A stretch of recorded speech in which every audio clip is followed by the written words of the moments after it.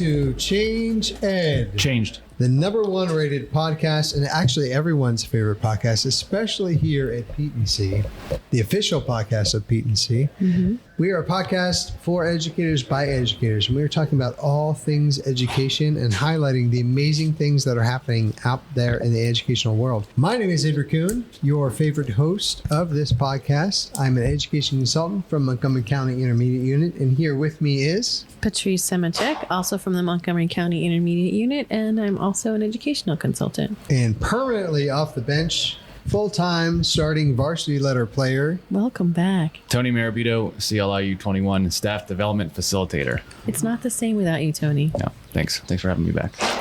You're welcome. There was a vote. It was tied, and we brought it back. That's not what I heard. It's because I overruled. Said Tony's back. Here with us, our friend, a good friend of IU work and education, and especially our podcast, one of our biggest fans.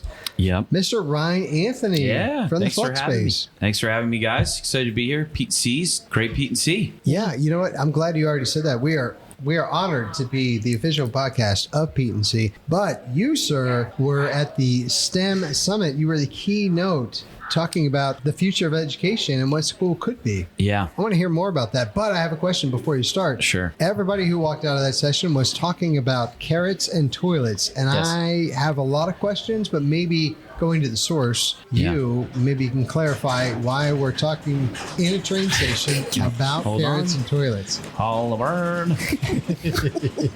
Tickets, please. Yeah, real, awesome opportunity to be the keynote for the STEM Summit, which is cool. To be the keynote for a STEM Summit was like at an EdTech conference. It was a little weird. So I wanted to focus on learning as an experience and drawing in my time as a teacher and days that I did a quote unquote STEM lesson or experience. It was getting kids doing things, hanging out. And the carrots in the toilet was my son. That was a creative way for him to wash carrots for dinner. Oh. He didn't wash it in the toilet. He washed it in the bathroom sink, but then he stacked the toilets against behind the seat, which was good. So thankfully we caught him because that would have been a weird Plumber taste call. probably in the salad. So no, it was good. It was cool. I always love sharing stuff with my kids. I figure if the talk's going bad and I just throw a cute picture story of my kids, what could go wrong? Ultimate fail-safe. Yeah, that joke didn't hit. So here's my kid hugging my other kid. They're great content. They are great content. I need more. Probably make some more kids just for content. So Content purposes only. That doesn't sound cost effective. no, it doesn't. It doesn't. It used to be so they could work on the farm, but now it's so they can work content in your presentations. No, that was fun. It was cool relating and excited about what was there. And again, really appreciate the opportunity. I loved how you kicked it off. You started talking about empathy and design thinking. Do you care to elaborate on that topic? Yeah, I think one of the things that's missed the most, or I think sometimes when they think about STEM, they try to do design thinking as a separate thing, but I just love seeing it included in all content areas because it's the idea of process of solving problems. And I think STEM fits perfectly in that. So a lot of schools that we work with, what our time at Flux Space is trying to bring in empathy and design thinking to help them along in those processes. We're trying to create not problem solvers, problem seekers, and get them excited about doing something. Yeah, write that down. I'm going to put that on a t-shirt. Is it copyrighted or we can use it freely? Probably. And I heard it from somewhere else, I'm sure. So I love also one more. I'll give you more kudos here.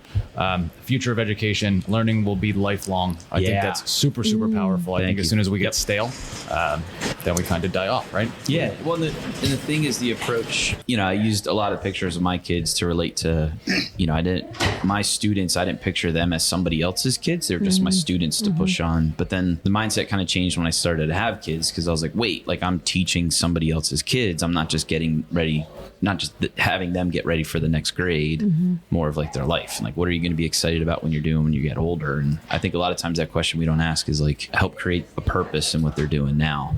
So talking about my own kids and now having them, it kind of opened my eyes to say school should be about kids becoming lifelong learning. But it's kind of weird that, and I said in the talk, we never, why weren't we thinking that way? Right. We just get so caught up in the education system. To have it be this trending thing where learning should be lifelong. It's why didn't we think of that sooner? I don't know. This is super obvious. But yeah, and then justification behind it is any job that you have is going to involve some kind of technology, some kind of AI, some kind of something. If you don't know how to learn new things, you're going to become irrelevant. And when you're in the job market, you're going to lose jobs to people and companies that can figure it out and can learn. And what I appreciate about what you're saying about being a lifelong learner is that whether we know it or not, we all are.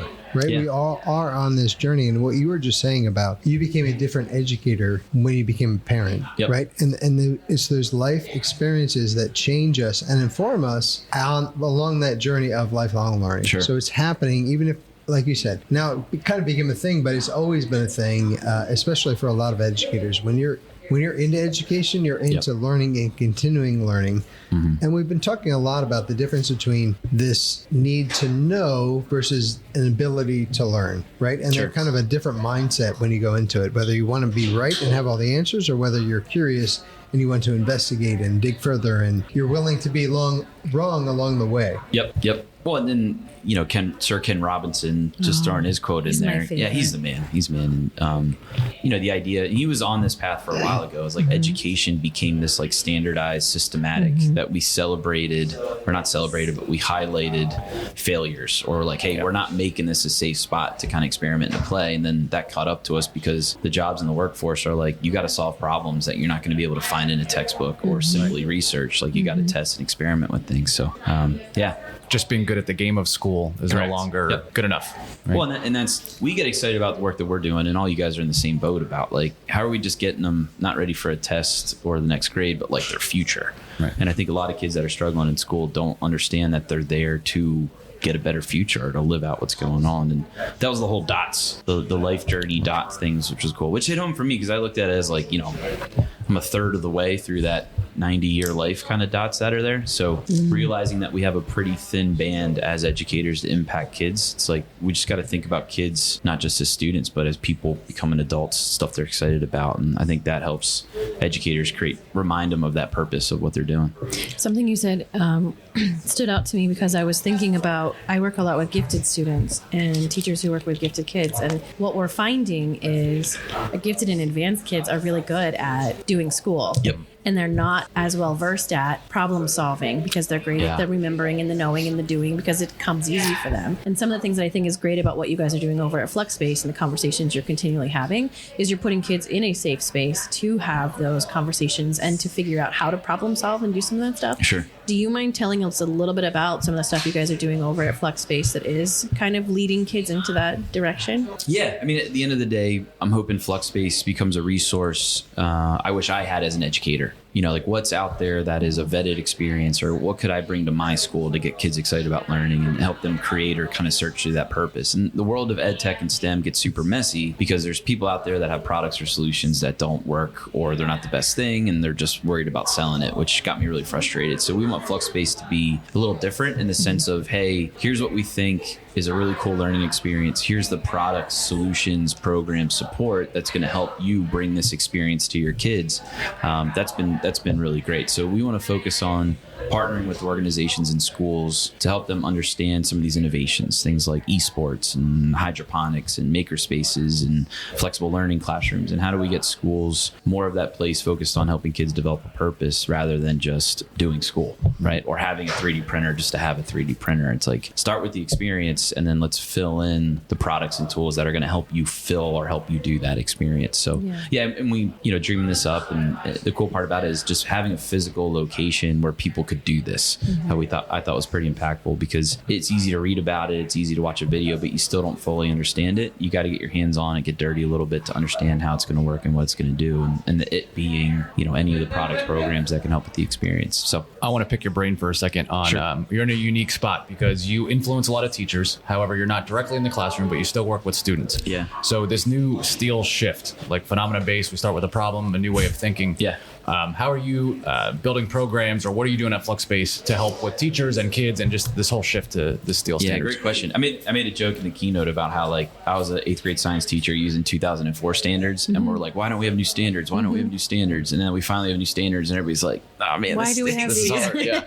Like, but I get excited because I think finally the state and a lot of advocates and that whole group that wrote it, God bless them. But the whole idea about we have to have science be more open-ended. We have to involve things like environmental literacy and sustainability and have this focus. I think the biggest struggle that we're talking to districts is there's a lot of worry from, just one example, elementary educators that aren't confident in science or technology or engineering. Yep.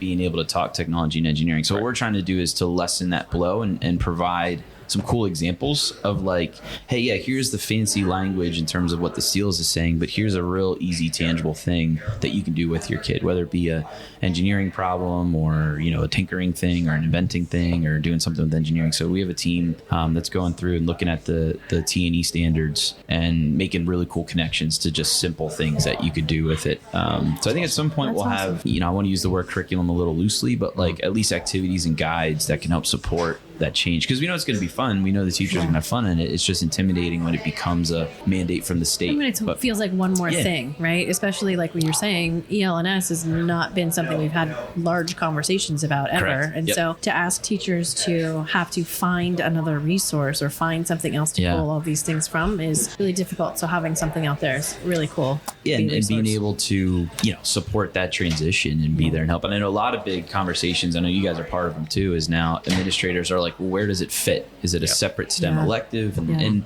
I get that. That's easy to do, but I get more excited when it's going to be integrated, right? You got that cross-disciplinary, interdisciplinary kind of connection. So what we want to do at Flux is not just present on it, but hey, come into our space, see what we're talking about, do the lesson as if you were a student, bring your students and we'll do it with them to kind of help coach that. And that's what all happens at a Flux Space in the physical building. Yeah, you guys are really good at inviting teachers in and having those conversations. Like we've been partners for I don't even know how long now, but we've always felt like we're kind of a team. So it's really cool to work with you guys. Well, and that's, being in the classroom, being part of the IU, KTI, PETE&C ecosystem, all those groups. It's like there's so many cool things going on. Like what if we just find those people passionate about transforming education and have them meet at a space? Yeah, and just them all together. Yeah.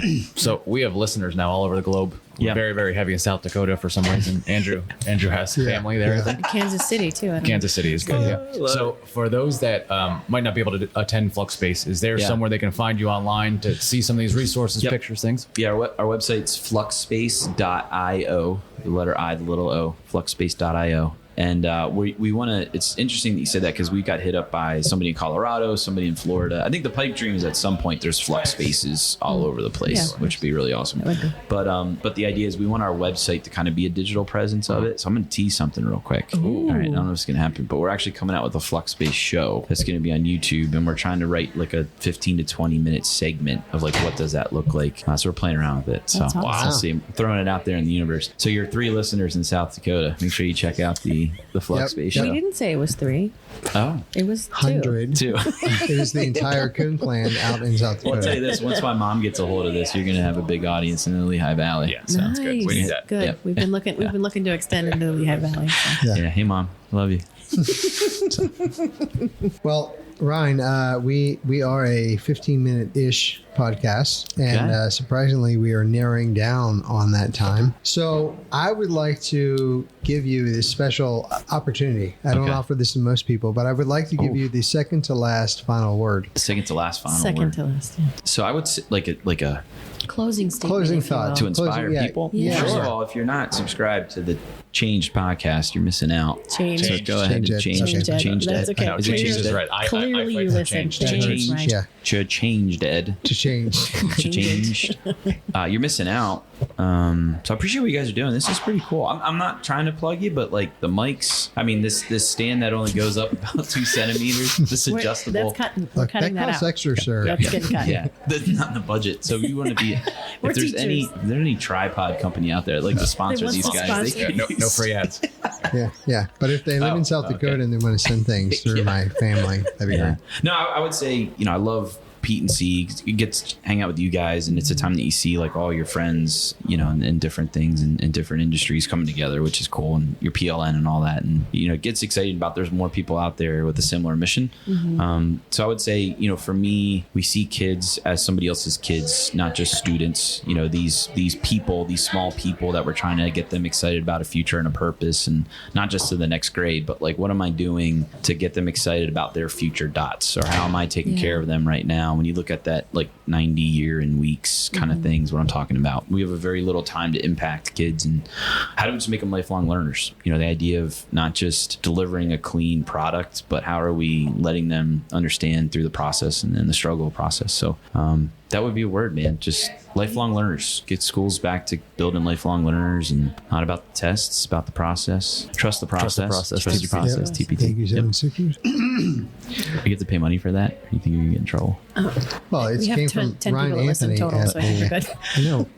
With the 9 AI of lately, them. you might get a bill for like $30K. Right. Yeah. And it'll go to you. Okay. Nice. All right. Well, I'll buy you guys mics. Okay, Tripods.